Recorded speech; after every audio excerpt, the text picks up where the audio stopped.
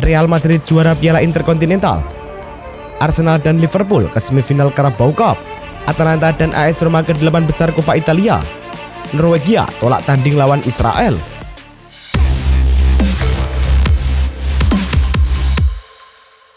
Halo Soccer Mania, kembali lagi di Blessing Soccer News. Kali ini kami sudah siapkan berita-berita terbaru seputar dunia sepak bola. Tentunya untuk kalian semua, selamat menyaksikan.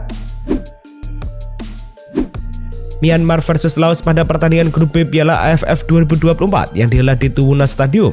Myanmar yang lebih dulu unggul pada menit ke-32 setelah Luin Moe Aung menanduk bola di kotak penalti.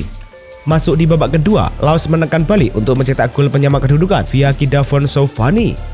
Laos malah berbalik unggul 2-1 dalam tempo kurang dari 5 menit. Laos menyamakan skor lewat Kony Wen Paset. Myanmar yang tak menyerah bisa menyamakan skor pada menit ke-87 adalah Wing Naingtun yang menanduk bola corner. Naingtun jadi pahlawan. Gol kedua penyerang Myanmar itu memastikan kemenangan 3-2 pada menit ke-92. Dengan tambahan 3 poin ini, Myanmar berada di posisi ketiga klasemen grup B. Laos usai terdampar di posisi terbawah dengan 2 poin. Filipina versus Vietnam dalam lanjutan penyisihan grup B bertanding di Rizal Memorial Stadium. Filipina membobol gawang Vietnam di menit ke-68. Jarvi Gayoso melepas tembakan yang tak mampu dihalau kiper Philip Nguyen. Filipina berupaya mempertahankan keunggulan, namun Vietnam berhasil menyamakan skor di menit ke-97. Bola liar kemudian disundul Duan Ngoc Tan ke dalam gawang. Skor 1-1 bertahan hingga usai. Dengan hasil ini, Vietnam masih kukuh di puncak klasemen grup B dengan 7 poin, sedangkan Filipina ada di urutan keempat dengan 3 poin. Piala Interkontinental mempertemukan Real Madrid versus Pachuca. Duel digelar di Lusail Stadium. Gol untuk Real Madrid baru tercipta di menit ke-37. Kylian Mbappe mencatatkan namanya di papan skor. Real Madrid menggadaikan keunggulan di awal babak kedua, tepatnya di menit ke-53. Rodrigo yang sukses menjebol gawang Pachuca. Real Madrid mendapat hadiah 12 pas di menit ke-83. Tembakan Vinicius tak kuasa dibendung hingga akhirnya masuk ke gawang. Skor 3-0 untuk Real Madrid bertahan hingga peluit panjang berbunyi. Los Merengues juara Piala Interkontinental 2024. Arsenal menjamu Palace di Emirates Stadium pada laga perempat final Piala Liga Inggris. Tuan rumah tertinggal cepat usai dibobol Gianfilippo Mateta pada menit keempat. Arsenal menyamakan skor 3 menit berselang. Gabriel Jesus dengan dingin mencukil bola melewati kiper. Arsenal berbalik memimpin pada menit ke-73. Jesus melepaskan tembakan yang tak kuasa dijangkau Henderson. Jesus mencetak gol ketiga pada menit ke-81. Jesus yang bebas tanpa kesulitan mengatasi Henderson. Palace menipiskan selisih pada menit ke-85. Umpan silang Nathaniel Klein dari kanan ditandu Eddie Nketiah ke gawang. Dengan hasil ini, Arsenal melangkah ke semifinal Carabao Cup 2024-2025. Newcastle United versus Brentford dalam pertandingan yang berlangsung di Stadion St James Park. Sandro Tonali membuka skor untuk Newcastle pada menit ke-9 dengan tembakan dari luar kotak penalti. Tonali kembali mencetak gol kedua pada menit ke-43, memanfaatkan umpan silang yang sempurna dan bola masuk ke gawang. Fabian Schär menambah keunggulan Newcastle menjadi 3-0 pada menit ke-69 dengan bola tidak dapat dijangkau oleh kiper Brentford. Yoane Wissa mencetak gol hiburan untuk Brentford pada menit ke-90+1, namun tidak cukup untuk mengubah hasil akhir. Dengan kemenangan ini, Newcastle melaju ke semifinal Piala Liga Inggris.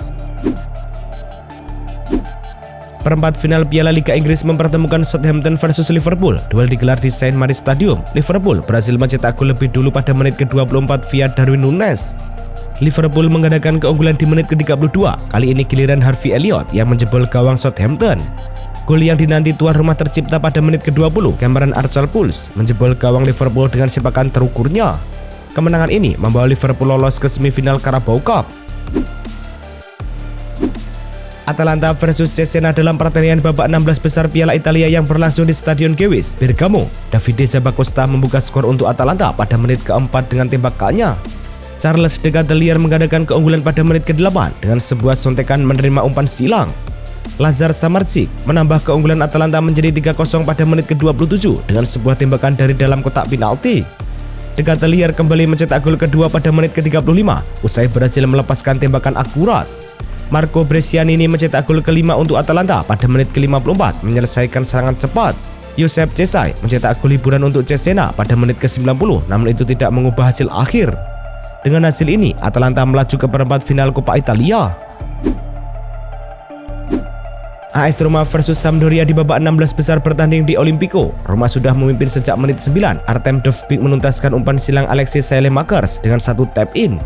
Dovbyk menambah keunggulan Roma 10 menit kemudian. Bola liar ditandu olehnya dengan sundulan untuk menjadi gol. Tommaso Baldanzi menambah derita Sampdoria pada menit ke-24. Tembakannya masuk ke gawang Sampdoria. Pada babak kedua, Sampdoria memperkecil jarak, tepatnya di menit ke-61. Gerard Yepes menaklukkan kiper Matteo Ryan. Namun, Roma berhasil mencetak gol keempat pada menit ke-79. Tandukan Shomurodov bersarang telak di gawang Sampdoria. Dengan hasil ini, Roma akan bertemu AC Milan di perempat final. Paris Saint-Germain versus AS Monaco dalam laga Ligue 1 yang berlangsung di Stadion Louis Hill, Monaco. Desire Doué membuka skor untuk PSG pada menit ke-24 dengan tembakan dari kotak penalti. Elis Benseghir sempat menyamakan kedudukan untuk Monaco pada menit ke-53 melalui tendangan penalti. Ousmane Dembélé kembali membawa PSG unggul pada menit ke-64 dengan sebuah tembakan keras dari luar kotak penalti. Goncalo Ramos menambah keunggulan PSG menjadi 3-1 pada menit ke-83 dengan sebuah sontekan menerima umpan silang. Brel Embolo memperkecil ketertinggalan Monaco menjadi 3-2 pada menit ke-60, memanfaatkan umpan dari lini tengah. Ousmane Dembélé menutup kemenangan PSG dengan gol keduanya pada menit ke-90+7, memastikan 3 poin timnya. Dengan hasil ini, PSG tetap kokoh di puncak klasemen Ligue 1 dengan total 40 poin dari 16 pertandingan. Real Madrid telah menunjukkan dominasinya di dunia sepak bola dengan meraih 5 trofi bergengsi sepanjang tahun 2024.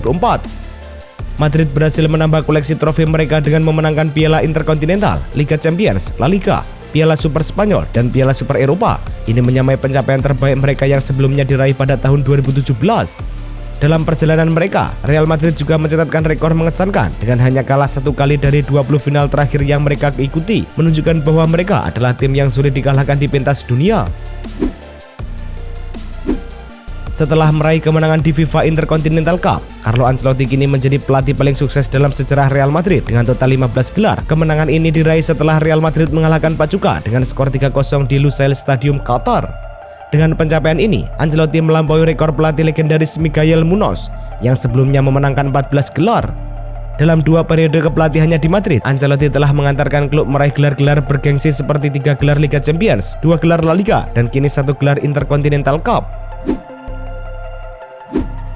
Vinicius Junior baru saja meraih penghargaan sebagai pemain terbaik di FIFA Intercontinental Cup 2024 setelah penampilan yang gemilang dalam final melawan Pachuca. Dalam pertandingan yang berlangsung di Lusail Stadium, Qatar, Real Madrid berhasil meraih kemenangan telak 3-0, di mana Vinicius berkontribusi dengan 1 gol dan 1 assist. Aksinya yang memukau, termasuk umpan cemerlang yang mengantarkan Kylian Mbappe mencetak gol pertama. Dengan prestasi ini, Vinicius kini telah terlibat dalam 13 gol dari 12 final yang dijalaninya bersama Real Madrid, mencetak 8 gol dan memberikan 5 assist. Timnas Norwegia bergabung ke grup I pada kualifikasi Piala Dunia 2026 zona Eropa. Erling Haaland CS satu grup dengan Israel, Estonia, dan Moldova. Hasil undian Norwegia di kualifikasi Piala Dunia 2026 mendapat komentar Presiden Asosiasi Sepak Bola Norwegia NFF, Lis Klaveness. Dia menolak timnya bermain melawan Israel dan meminta UEFA menjatuhkan sanksi kepada Israel. Klaveness berargumen Israel layak disanksi akibat serangan terhadap penduduk sipil Gaza. Sejak serangan 7 Oktober 2023, lebih dari 45.000 warga jadi korban dalam konflik bersenjata selama 14 bulan. Pemain depan veteran Eric Maxim Choupo-Moting telah resmi bergabung dengan New York Red Bulls dengan kontrak selama 2 tahun sebagai pemain yang ditunjuk designated player. Pengumuman ini dilakukan pada hari Rabu, 18 September 2024 dan mencakup opsi perpanjangan hingga tahun 2027. Choupo-Moting yang berusia 35 tahun sebelumnya bermain untuk Bayer selama 4 musim terakhir, di mana ia mencetak 38 gol dalam 122 pertandingan dan meraih berbagai gelar, termasuk 3 gelar Bundesliga dan 1 Piala Dunia Klub FIFA. Josh Akempong, bek muda berbakat asal Inggris yang memiliki keturunan Ghana, telah resmi menandatangani kontrak baru dengan Chelsea yang akan mengikatnya hingga Juni 2029. Pemain berusia 18 tahun ini sebelumnya mengalami ketidakpastian mengenai masa depannya di klub. Namun, setelah melalui proses negosiasi yang panjang, Akempong akhirnya sepakat untuk memperpanjang masa baktinya di Stamford Bridge dengan kondisi yang lebih baik. Dengan kontrak baru ini, Chelsea berharap dapat memanfaatkan kontrak Akempong dan mengintegrasikannya lebih jauh ke dalam skuad utama. Mason Mount, gelandang Manchester United dipastikan tidak akan tampil dalam pertandingan perempat final Carabao Cup melawan Tottenham Hotspur yang dijadwalkan berlangsung pada 19 Desember 2024. Mount mengalami cedera saat pertandingan derby melawan Manchester City dan meskipun tingkat keparahan cederanya belum sepenuhnya diketahui, ia telah dinyatakan sebagai keraguan untuk pertandingan tersebut. Sementara itu, Tottenham Hotspur datang ke pertandingan ini dengan semangat tinggi setelah meraih kemenangan telak 5-0 atas Southampton. Marcus Rashford baru saja membuat geger dengan mengindikasikan siap meninggalkan Old Trafford. Rashford mengatakan bahwa dia berhasrat menjajal tantangan baru setelah terafiliasi dengan MU sejak level akademi. Alhasil, media-media Eropa mulai mengaitkan Rashford dengan sederet klub. Dari sesi konferensi pers jelang pertandingan Carabao Cup melawan Tottenham Hotspur, Amorim menanggapi soal tantangan baru yang disebut Marcus Rashford. Amorim masih menginginkan Rashford bertahan di klub sekaligus komitmennya mendongkrak performasi pemain. Masa depan Salah kini lagi dispekulasikan setelah masa tinggalnya di Anfield akan habis pada musim panas 2025. Dengan belum adanya tanda-tanda bakal diperpanjang, Salah bisa bernegosiasi dengan klub manapun mulai 1 Januari 2025. Wajar jika fans Liverpool kini was-was menangani perkembangan soal kontrak baru Salah. Kini klaim terbaru muncul justru dari mantan bintang Manchester City, Sergio Aguero. Pria asal Argentina itu menyebut Salah sudah pasti bertahan di kota pelabuhan dengan kontrak baru sampai 2027. CEO Borussia Dortmund Lars Ricken menegaskan bahwa klub tidak akan menjual Jamie Gittens dalam waktu dekat. Ricken menyatakan bahwa Derby VP berkomitmen untuk mempertahankan winger berpaspor Inggris tersebut selama mungkin. Gittens yang telah mencetak 9 gol dan memberikan 4 assist dalam 22 pertandingan di semua kompetisi musim 2024-2025 menjadi salah satu pemain muda yang paling menjanjikan di Bundesliga. Dengan kemampuan dan potensi yang dimilikinya, Borussia Dortmund berusaha untuk menjaga talenta muda ini agar tetap berada di klub. Red Bull Salzburg telah resmi mengumumkan penunjukan Thomas Letz sebagai pelatih kepala baru mereka. Pelatih asal Jerman ini telah menandatangani kontrak hingga tahun 2027, menggantikan Pepin Linders yang dipecat setelah hasil buruk tim di Bundesliga Austria. Letz, yang sebelumnya pernah bekerja di Salzburg sebagai pelatih tim muda, akan diperkenalkan secara resmi pada 3 Januari 2025 bersama dengan dimulainya sesi latihan tim. Penunjukan ini diharapkan dapat membawa perubahan positif bagi klub yang akan bersaing di Piala Dunia klub tahun depan. Barcelona telah mengeluarkan ultimatum kepada Frenkie de Jong dan Ronald Araujo terkait perpanjangan kontrak mereka yang akan berakhir pada tahun 2026. Klub raksasa Catalan ini menegaskan bahwa jika kedua pemain tidak segera memperbarui kontrak mereka akan dipasarkan pada bursa transfer mendatang. Situasi ini muncul menjelang pembukaan bursa transfer Januari 2025, di mana Barcelona berfokus pada perpanjangan kontrak beberapa pemain kunci, termasuk de Jong dan Araujo, yang dianggap vital bagi masa depan tim. Pengusaha asal Rumania dan Sucu telah resmi menjadi pemegang saham mayoritas klub sepak bola Genoa. Sucu, yang juga merupakan pemilik klub Rapid Bucuresti, kini akan mengarahkan proyek Genoa dengan tujuan untuk menstabilkan klub dan memastikan keberlanjutan manajemen saat ini yang telah menunjukkan kinerja baik dalam beberapa tahun terakhir. Dengan pengalaman dan visi yang dimilikinya, Sucu berkomitmen untuk mengembangkan potensi Genoa dan diharapkan dapat membawa Genoa kembali ke jalur kesuksesan di kompetisi sepak bola Italia. Pelatih AS Roma Claudio Ranieri tidak akan keberatan melepas Paulo Dybala pada bursa transfer musim dingin 2025 mendatang. Ranieri memastikan tidak akan menghalangi keinginan Dybala apabila ingin mencari tantangan bersama tim baru. Minimnya kontribusi Dybala sepanjang musim 2024-2025 jadi penyebabnya. Dalam 18 penampilan di semua kompetisi, penyerang berpaspor Argentina itu hanya mampu menciptakan 2 gol serta sebiji assist. Dybala pun dilaporkan sudah siap angkat koper dari ibu kota Italia. Agen yang mewakili Dybala kabarnya tengah menjalani proses negosiasi dengan tim raksasa asal Turki, Galatasaray. Inter Milan bersiap untuk memulai negosiasi kontrak baru dengan bek kiri Federico Di Marco yang saat ini terikat kontrak hingga musim panas 2027. Menurut laporan dari Nicolo Schira, klub asal Italia ini berencana untuk memperpanjang kontrak Di Marco hingga 2028 atau 2029. Mengingat performa impresifnya di lapangan, Di Marco yang merupakan produk Akademi Inter telah mencetak 3 gol dan memberikan 4 assist dalam 19 penampilan di musim ini. Dengan kemampuan menyerang yang kuat dan keterampilan bertahan yang solid, Di Marco menjadi pilihan utama pelatih Simone Inzaghi. BBC dan ITV telah mencapai kesepakatan baru untuk berbagi hak siar Piala Dunia FIFA 2026 dan 2030.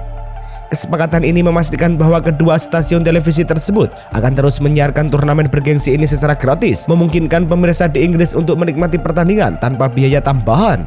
BBC akan menyiarkan pertandingan secara langsung di saluran TV dan platform digitalnya, sementara ITV akan menyediakan siaran di ITV1, ITV4, dan ITVX, serta konten eksklusif di akun media sosialnya. Itulah tadi kumpulan berita-berita terbaru dari kami. Simak terus berita-berita terbaru lainnya dan jangan lupa like, komen, dan juga subscribe.